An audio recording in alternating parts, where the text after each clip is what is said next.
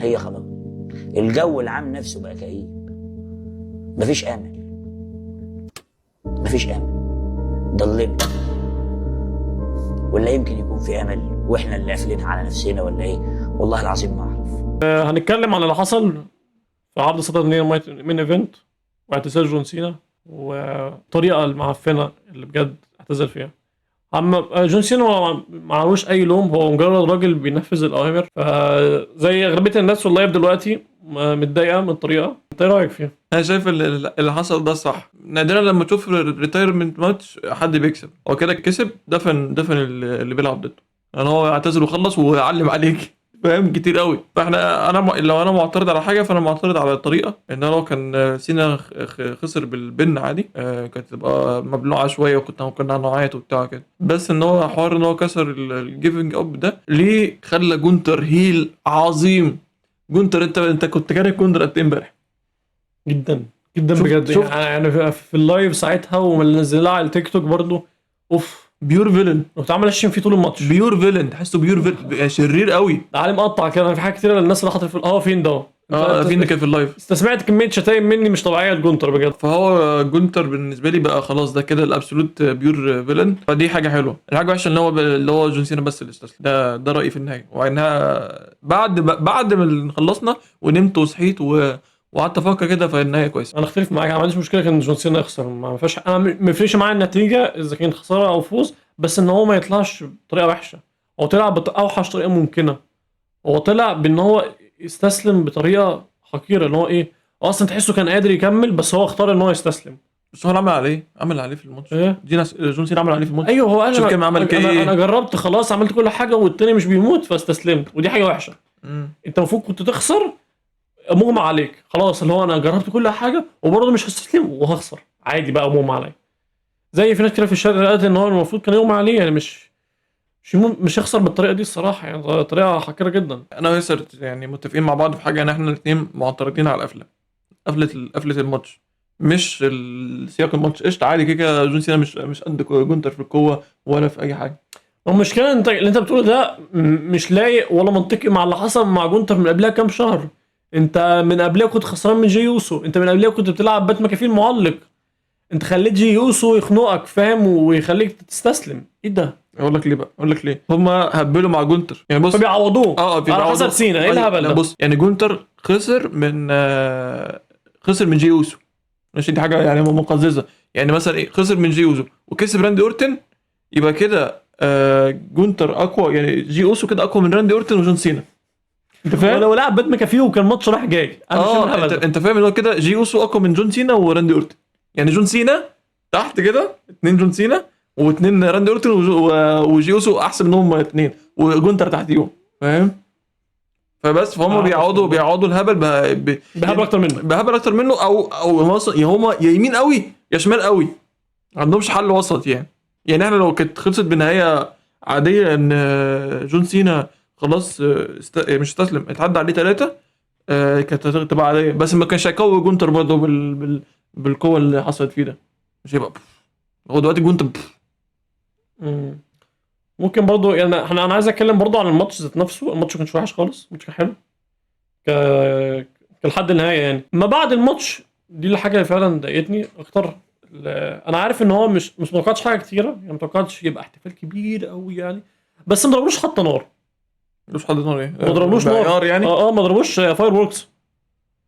الناس متضايقه. فاروكس دي حاجه فرحانه. يعني بتكلم في فكره ان هو ايه ان هو هم حرفيا عملوا ايه. تلاقوا الجمهور كله متضايق، اما طلعوا اللوكر روم كله يجمعوا حواليه وبيوضعوه بس، يطلع تريبل اتش الناس كلها تشتم فيه. ودي حاجه برضو شويه تضايق ان هم الجمهور ما ودعش جون سينا على قد ما هو قاعد يشتم في الشركه، قاعد يشتم في الشركه ويبوه. اتش. لا وكمان عمل حركه وحشه الجمهور. جون سينا خلاص بيسلم على الناس قاعد يبوه وبيقولوا بولشيت. فعمل لي هو جون سينا حتى عمل كده اللي هو انا اعمل ايه انا ده كل اللي عندي. فاهم؟ انا مش هو مالوش قرار. هو سينا ابن الشركه فالشركه هي اللي تعمله وسينا مالوش راي يعني. بس انا ما نقدرش الصراحه نلومهم ان احنا كان ردة فعلنا كده برضو ساعتها.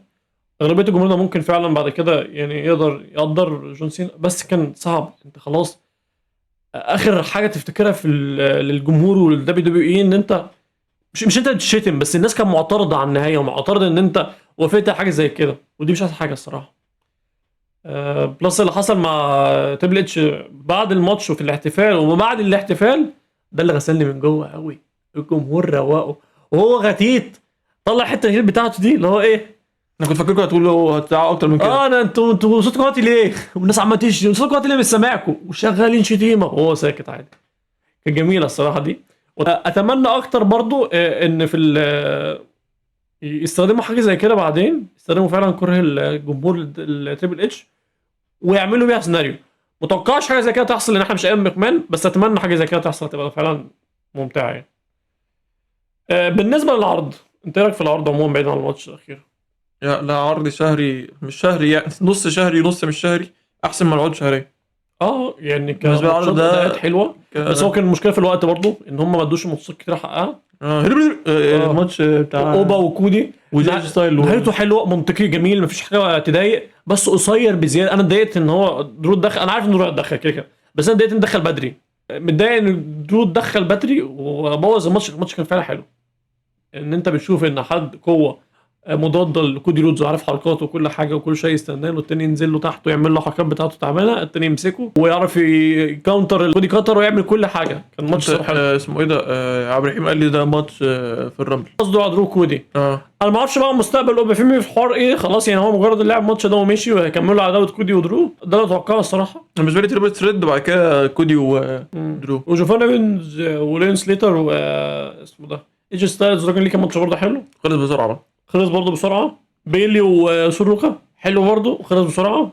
هي مشكله العرض بس المده، هم فعلا عاملين كده بجد عشان يبقى يهتموا اكتر على جون سينا. ما عنديش مشكله بحاجه زي كده. العرض كان كويس ما عدا النهايه بتاعت جون سينا فعلا تضايق، فعلا تضايق. بس في نفس الوقت دي انت حاجه مش هتنساها طول حياتك، انت مش هتنسى النهايه دي طول حياتك. انتوا والناس اللي في اللايف عمرهم ما ينسوا النهايه دي واحكوا على عالم اللي هو ده اور هيرو مات.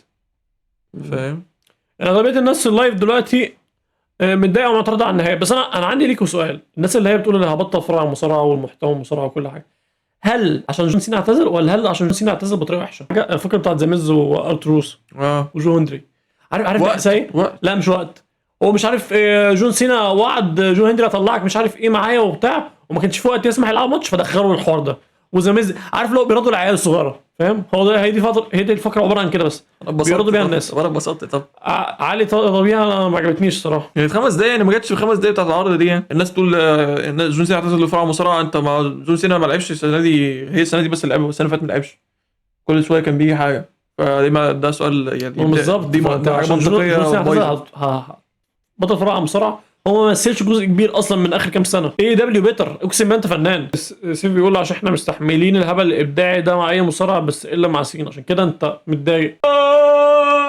ياسر بيعيط من امبارح كده. فانت يا سيف تصنف مع الناس اللي فعلا عايزه تبطل تتفرع على المصارعه عشان النهايه كانت وحشه. معاك في دي ماشي، بس ما فكرش تبطل تتفرع على المصارعه عشان جون سينا اعتزل. ما انت ما كانش موجود جزء كبير لو انت بتتفرج اخر كام سنه ما كانش موجود اصلا، فاهم؟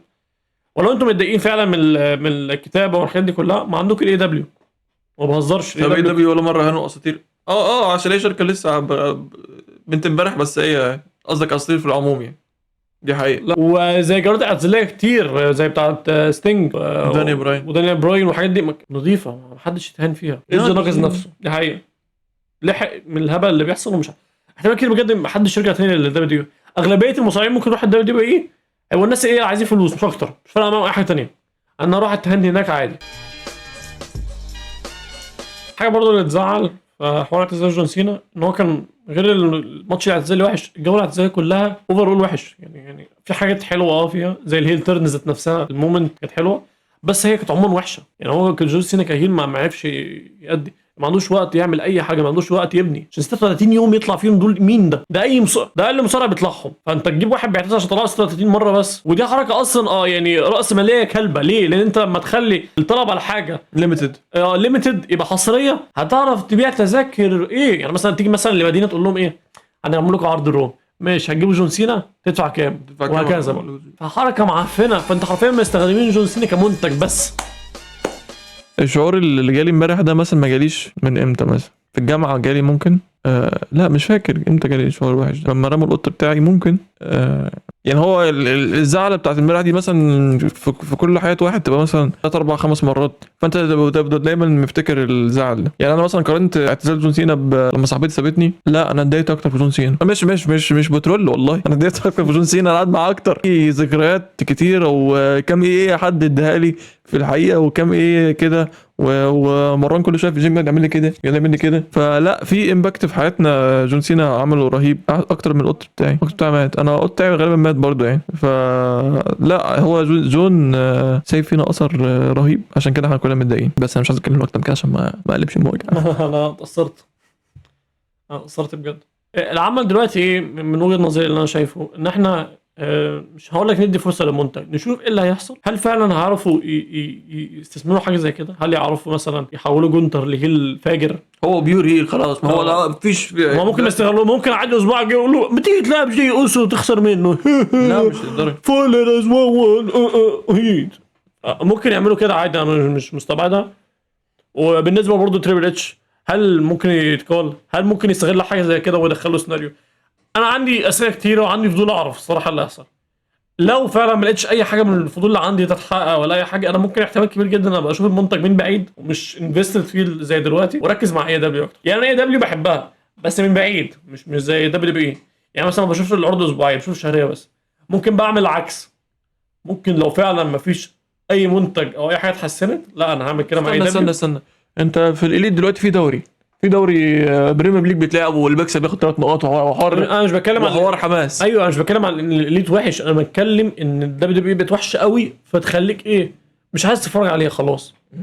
ان انت بتتعلق مع الدبليو دبليو مش بدماغك لا بقلبك. فبس كده، لو عجبكم الفيديو ما تنسوش تعملوا لايك وكومنت وسبسكرايب وتقولوا لنا رايكم في الجوله الاعتزاليه بتاعت جون سينا كلها والماتش الاعتزالي بالذات. شكرا للمشاهده ومع السلامه. شوف وشك بترف انا ماشي